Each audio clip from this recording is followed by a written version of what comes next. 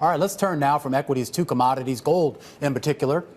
Here's a question. Can the old guard reserve Oh, wow. Can the old guard reserve asset hold again? Look, this is the teleprompter thing. I'm not good at teleprompter. I just talk and they just hope that I don't say anything too crazy. Let's bring in Mike McGlone, commodity strategist for Bloomberg Intelligence. Mike, the question that we really have here, quite frankly, is gold seemed to have kind of lost a little bit of a bid here. We saw it go back down below that 1,700 level. A lot of people saying, that's it, the rally's over, and now everyone's looking at Biden's plan and saying, well, you know, maybe there's life left in gold after all.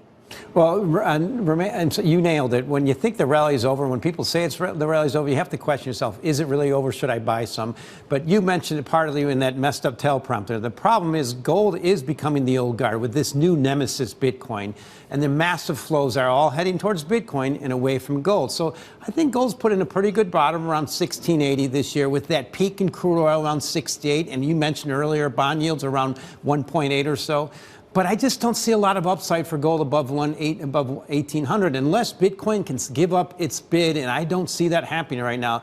This is potentially a paradigm shift. Now, we've heard of gold, frankincense, and myrrh. Now, we don't hear about frankincense and myrrh anymore. And gold in investment portfolios is being replaced by Bitcoin. It's just a question of the duration. Mike, can you remind me correlation, dollar yields gold? So people say inflation is going up, yields are rising, but gold isn't going up, even though some think of it as a traditional inflation hedge, except yields are going up because there's also more growth and risk on, which is why dollar is lower. Can you explain that to me? Wow, that was a lot there, Taylor. Yeah, I'm confused. As a commodity guy, I like to point out, if you're really looking for inflation, go to natural gas. It's down 90% from its peak.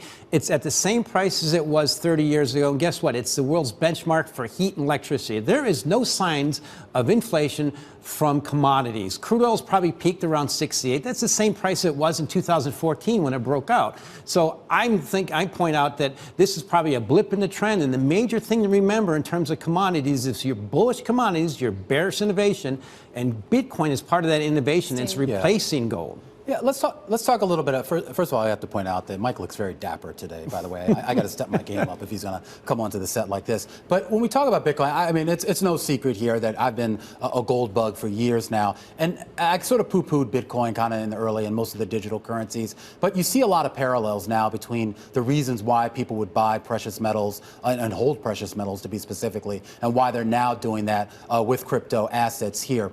When you talk about Bitcoin sort of replacing, or at least sort of coming in onto that turf here, do you see this as a permanent change rather than something that's maybe just kind of a slightly generational shift?